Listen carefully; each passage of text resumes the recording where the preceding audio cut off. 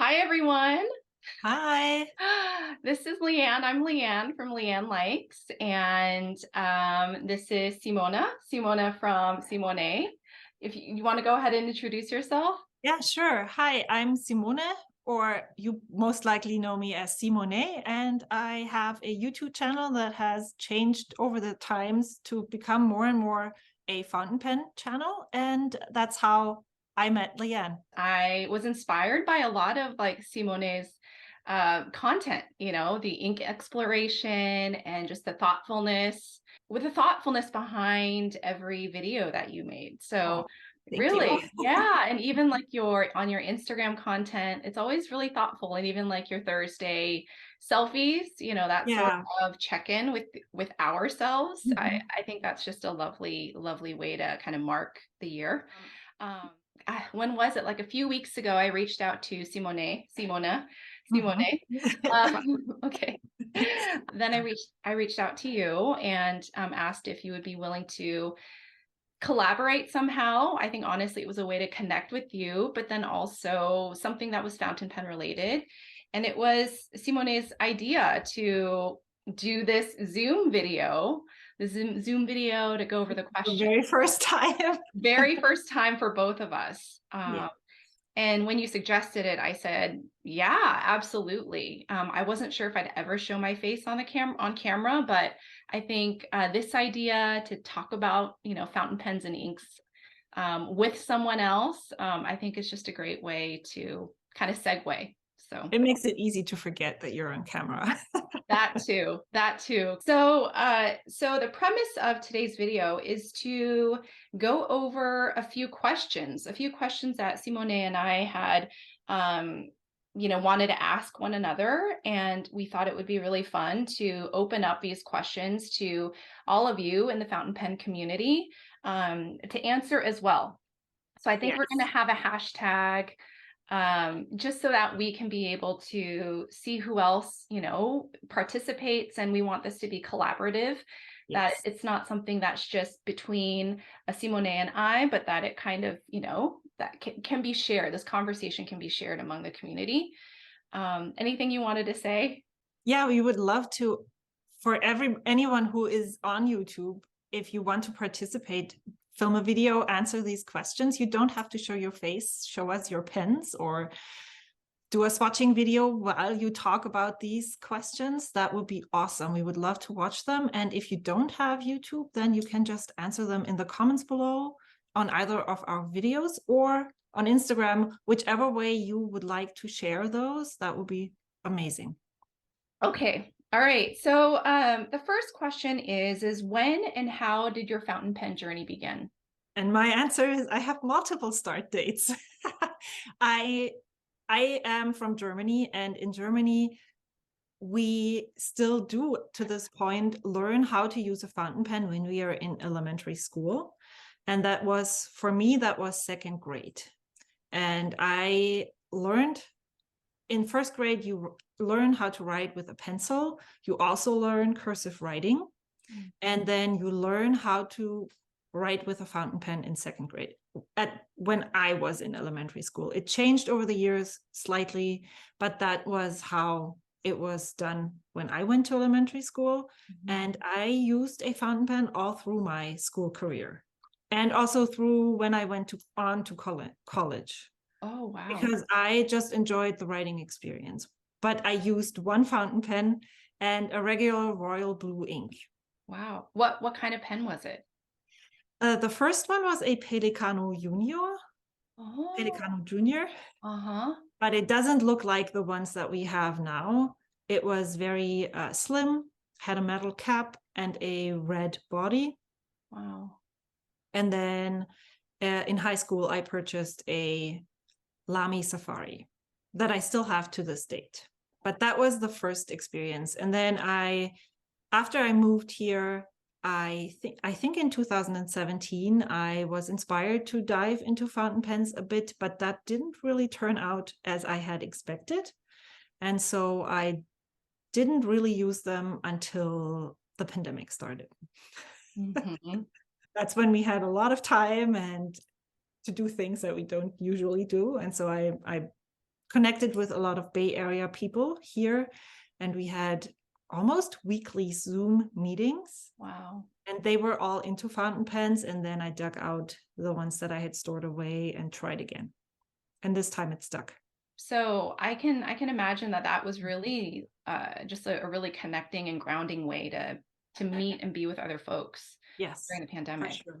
You know, for me, my introduction to fountain pens was back in like maybe high school in the 90s when I tried a pilot varsity. And back then I really liked these Japanese, I don't know if it was a gel, but they're called high tech, high Yeah. tech 0.28, 0.38 Yeah. pens. I loved those. And so those were the pens that got me through high school and college. And then in 2022, just last year, and I fell and suffered a pretty bad injury Okay. on my leg, where I couldn't walk for about a month. Okay. Um, and so I was sitting on the couch and I injured myself the first day of our week-long vacation. So I'm sitting on the couch, icing my leg video. I just wanted to watch short clips. And so I was watching, really, I think it was Coffee Monsters Co. because I had a Hobonichi at the time. I still do. Then I saw that she had a fountain pen collection. And then by the end of that week, I had ordered my first pen, which was a Lamy Safari. So by the time I got home, I had a fountain pen, maybe two, waiting for me.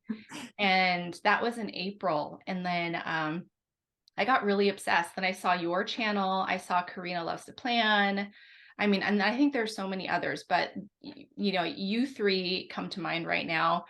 What, that's been 8 months, 9 months now. So I'm relatively new. But as I hear from you and even from like other folks who've been in the fountain pen like hobby, gosh, yeah, since they've been in the hobby pre-pandemic, like you found a lot of community during It's, the I hard times. that is, I think, very interesting about this community is that they are so welcoming. And it doesn't really matter if you know a lot or if you don't. People who comment on my videos know so much more, and they're always willing to welcome me, us, into this community without any sort of, yeah, you don't know it. They're always willing to educate, to help find solutions, and I learned so much by sharing Mhm. through the people who comment. That is so amazing. So you asked favorite inks in the beginning of your journey, ones that are your go-to nows. Did it change for you? Um, yeah, I would say yes, yes and no. Yes, because I'm so new to this hobby that I'm trying all the inks, Yeah. all the ink samples.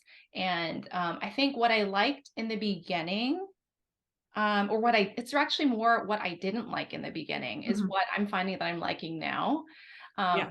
The ones that really surprise me are really the inks that are a little bit more bold, a little bit more saturated, that have more sheen. So even in the beginning, I remember thinking of Diamine's Polar Glow. I wouldn't have given it a second chance. I remember swatching it in the blue comparison ink video. And even there's a Diamine Holly that had as an ink sample. And they were samples that I didn't even want to try. But now like Diamine Holly happens to be one of my all-time favorites. Oh, Um, okay. have you tried it before? No, I haven't. I I might have to send I you. am still not in love with sheening inks, so I'm like, I'm passing them, I'm swatching them, and then I see, oh, it's so heavily sheening, I'm just passing it along right Yeah. now. Still, I'm not sure if that is ever going to change, but currently I'm still in that.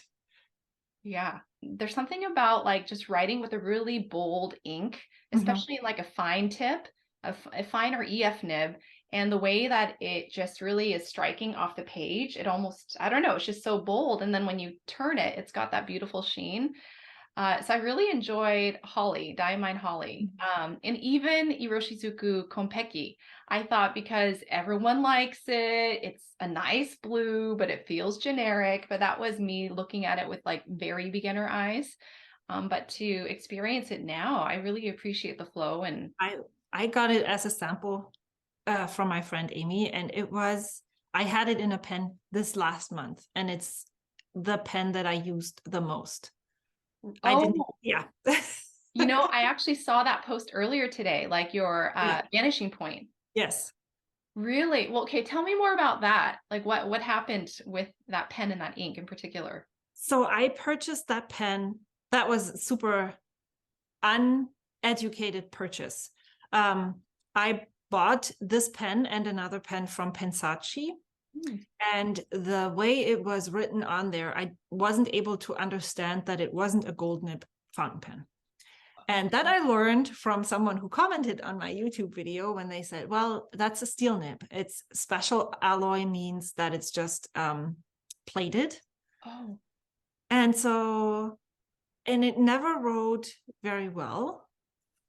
And then I purchased a gold nib at the San Francisco Pen Show this past summer, but I still didn't really enjoy the writing experience. Mm-hmm.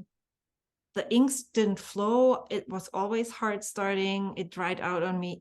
It didn't dry out, but it never wrote just right away out of the box when I started writing with it. And so I was like so annoyed. Wait, you're talking about the black vanishing point? No, I have the yellow one Oh, okay. somewhere here, this one.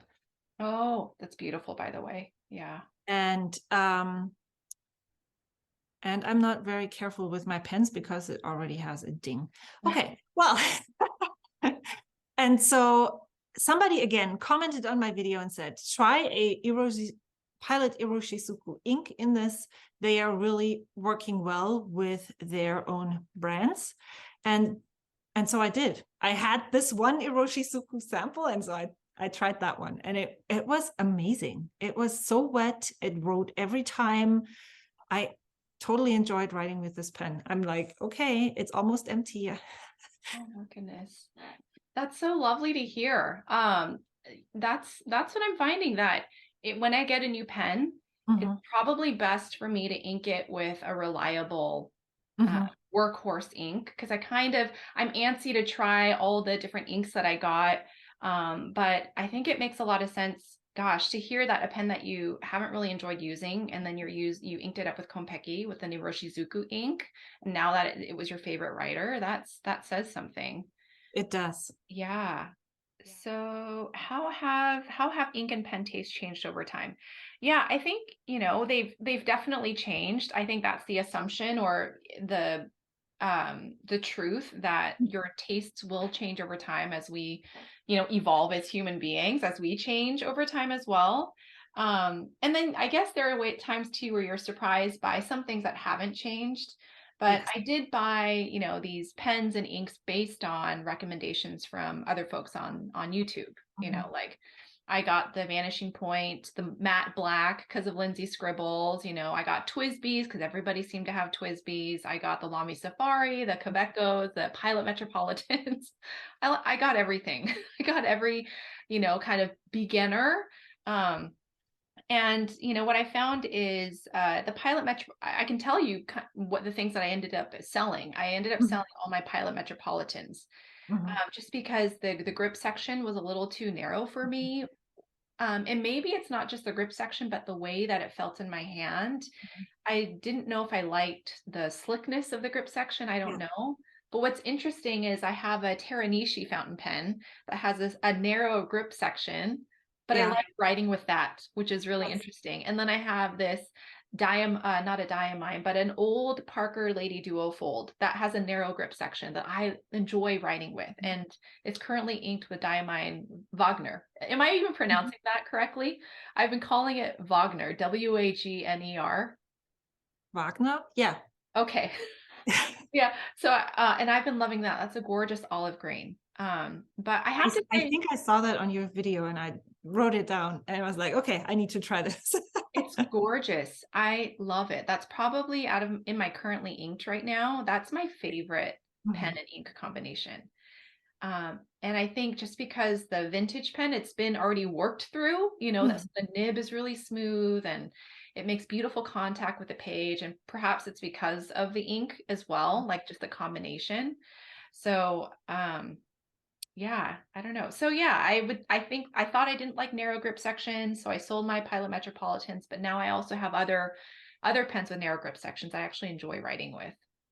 That's Yeah. a little bit of me, but how about you?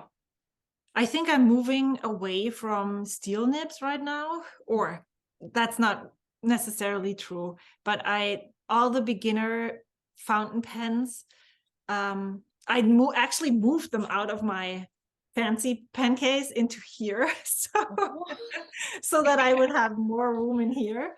But I had all of my gold nib fountain pens inked this past rotation, and I gravitated towards those more than towards the steel nibs. And I had the feeling that I now really feel a difference between those pens. Oh. And so I felt like it was more enjoyable. And especially when I wrote more than just a few sentences with those pens, my my arm felt less strained after the writing session. And so I thought, well, maybe I should not. Still want to use them, and I'm not really thinking about selling any of the cheaper pens, Mhm. but I'm thinking of not adding any more because of that. Huh. I really want to try a Diamond 580 from Twisby, because that was a pen that I purchased in 2017, Mhm. and I sold it maybe 3 weeks after I got it because it What? was so heavy. Oh. And now I have heavy fountain pens that are probably so much heavier. And so I would love to just try and feel how it feels with writing with it Huh. again. And if that is still the same experience, or if it's totally different now that I have tried so many other fountain pens. But yeah, so I'm using in my next rotation that I'm slowly inking up right now. I'm going to use two pens that I'm not 100% sure about. And if they don't make it, then I will sell them too. I'm just, yeah, I'm, I just watched a video by Michael Topscura or something. Hmm. He's a Canadian, and I actually recommended his video on, where did I write it down? Michael Topscura is the YouTube channel, Uh-huh. and he doesn't have that many videos about fountain pens on his channel right now, Mhm. but he has a very, very small collection of fountain pens, and his rule is to put in one, and then one has to go. So he can only add one more if he lets go of another one. And that was very inspiring to watch, Mhm.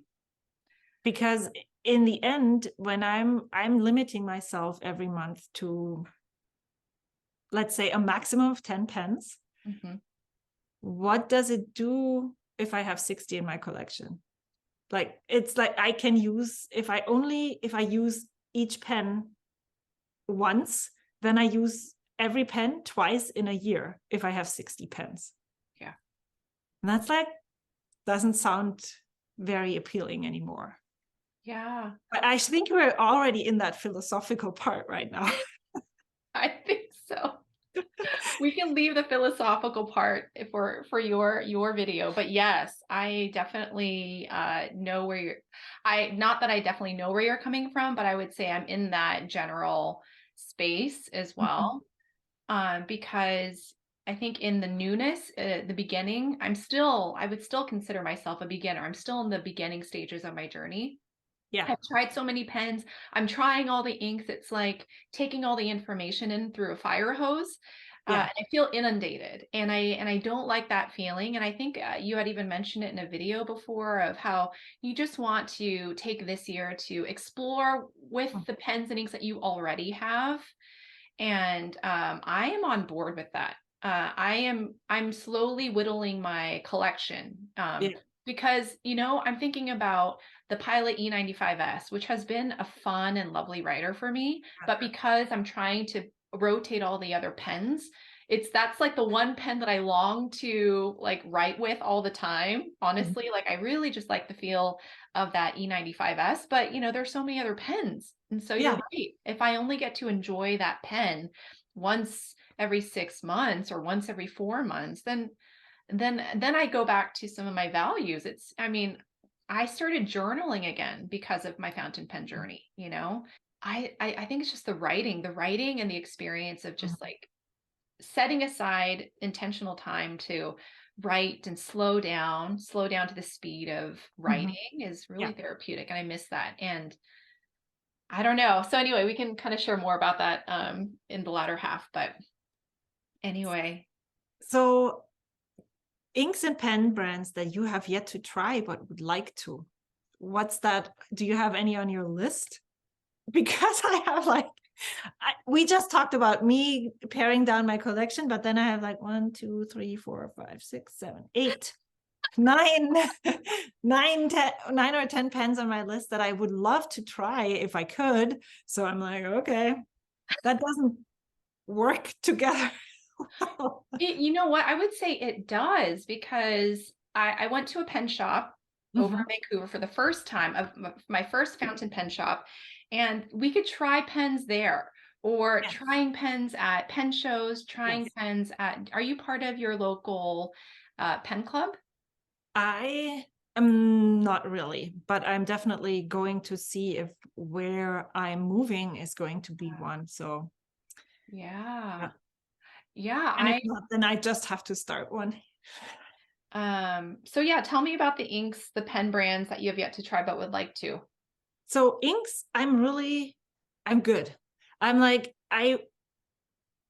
if I don't, I just thought about that the other day, that if somebody would tell me I could only use diamine, I probably would be okay Mhm, because they have so many different inks and colors that I wouldn't really miss anything. mhm, Yes, it's totally fun to explore all the different inks. But in the end, even though I'm exploring them all and they're so different, let like those slight differences, do we really notice them? I love doing it, but it's still I don't really have to have all of those. Sorry, my eye is itching. But I would really love to try tons of pens still. mhm. Especially I would love to use a Pilot number 15 gold nib, like the big one that is in the custom 823, or I would love to try an Esterbrook fountain pen with maybe a journaler nib. Ooh, I have not ever used a Pelican M800 or M1000. uh-huh. Like these are on my list that I would love to use them and try them. Mhm. Many of the people that I meet here, they have fine and extra fine nibs. They might have those pens, but with really fine nibs. Mm. And that's not what I prefer to write with. So even if I tried their pens, I wouldn't really understand what it would feel like with a nib that I prefer. Right. And what nibs do you prefer? Medium and fine, maybe. So wet, fine nibs, medium nibs. That's where I'm at right now. Yeah. That I've been enjoying fine and medium nibs as well these days. I Um, haven't really had good luck with broad nibs yet. Me neither. Uh-huh. So I'm curious Yeah. if I find one or if it's just not the right width for me. I have to say I have one broad nib that I really love, and it's Mhm. the Sailor 1911, the standard version. And I have it in a broad. And Oh, okay. I love it. I love this particular one. I tried it at Pelican Hubs because one of the participants brought all their Sailor pens inked in. All of them were inked, Okay. and one of them was inked with Red Robin, and I loved it so much. I actually bought a bottle of it, and I love the Sailor in the broad nib with the Red Robin. It's got like a kind of a rusty Yeah. red, which I like. For some, I'm really liking the rusty reds for some reason, like Canyon Rust by Monteverde. Anyway, um, so yeah. So were you done with? Are there more pens that you wanted to Oh, try? yeah, I would love to try a sailor pen. I would love to try a sailor vintage flex nib maybe. Ooh. And what I'm thinking of is the nib grinds. There's so many different grinds that I would love to just try and play with. Mhm. But yeah, there's so much more to explore. There is Never so much, ending. never ending. No. I would say I'm with you on that. Like it's not so much the inks. I mean, because the inks are really fun. But it's the pens. Like there was a SIG nib that I was Yeah. acquainted with at the Hubs meetup, Yeah. because everybody brought all their different pens, and that was so much fun to try. The Architect nib was Yeah. very cool, but there's just so many different grinds. Yeah. And then you have maybe an architect nib that is ground on a broad nib. And then what would it feel like if it was on a fine nib or on a medium nib? So it's like, yeah, I really think that this hobby is never, you won't be able to stop exploring.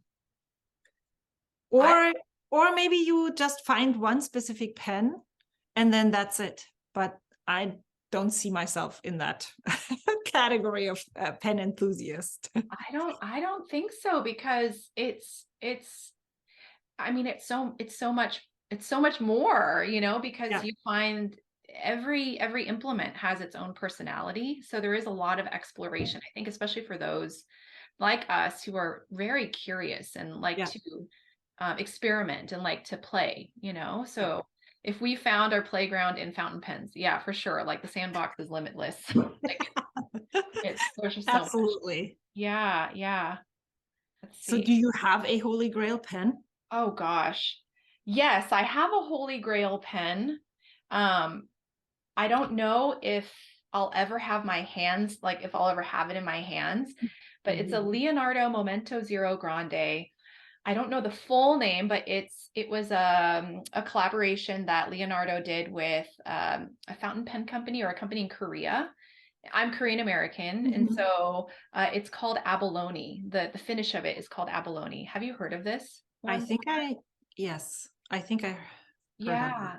There's abalone, and then there's one that looks very much like it, which is the Leonardo came out with Mother of Pearl.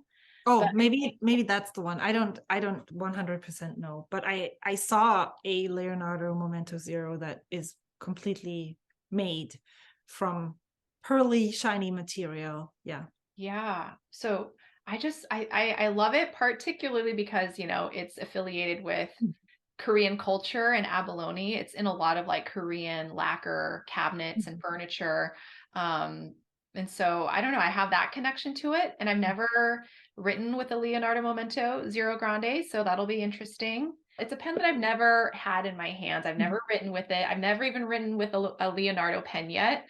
But I think just aesthetically, it's one of my holy grails. Another holy grail would be like a Pelikan M800. Yes. I thought an M8 1000 feels like it might be too big, but who knows? I've never really held one. But I would love an M800 or I don't know, maybe an M1000, but they just seem like they're way beyond my budget. But Same. who knows? Yeah. I think I it's nice to have that holy grail, or like kind of a something that you aspire to have. But I'm when I read through those questions yesterday, I'm scared to say I have a Holy Grail pen because I'm very easily disappointed, especially when I'm like expecting a Holy Grail pen and then maybe I'm not using the right ink or I'm not using the right paper or it just doesn't work the way I expected it because I have so many expectations towards that specific pen. Mhm. And that's why I'm like, oh yeah, maybe I don't have a Holy Grail pen because I'm super afraid that I would be so disappointed if it wasn't how I had imagined it in my head. Mm, Yeah. yeah, yeah. I've thought about, what if does it make sense to try to actually have one of the holy grails? I don't know. Because I think you're right. Like once you actually have that pen, you find that it can be just like any other pen possibly, or Yes. that you're gonna be disappointed. Anyway, yeah, I'm holding back a little bit because I'm like, oh, we could talk about this in in your video, the philosophy. Yeah. But yeah, so those would probably be the ones that I dream of having. Yeah. Yeah, yeah. I've been thinking that we should just I think I mentioned this on another video about a business idea, Yeah. renting out fountain pens for people to try. But I know that people also like just borrow or lend each other pens that they know to try. So that's probably also something that we could do, we as a fountain pen community. However, then I'm also thinking, well, I'm not sure if I would want somebody else to write with my $600 fountain pen. Right. Like What if without something you being happened? present. Or yeah, Yeah. Yeah. Yeah. need to have more meetups or more fountain pen shows or something. I agree. I agree. So yeah, I think to do more in-person gatherings would be fun. But yeah, it would be kind of like rent the runway, rent a fancy ball gown, but you're right, like to send it to somebody you don't know. You don't know if they could accidentally drop it, because accidents happen. So I feel kind of nervous about that, but So yeah. yeah, maybe people in our community close to us can reach out and let us know if there's fountain pen happenings out here. Well, this is just a snippet of our conversation. Like I've really enjoyed my time just hanging out with you, Simone, and to get to know you. And we have more of this conversation. We're actually going to continue the conversation in Simone's channel. So be sure to follow the conversation there, and I'll provide a link in the description box for the continuation of our conversation. Thanks so much, Okay. Simone, for saying yes Okay. to Thanks this. for having me. Yeah, it's really fun, and we'll continue over there. But yeah, thanks Yeah. again. All right. Okay. Bye. Bye.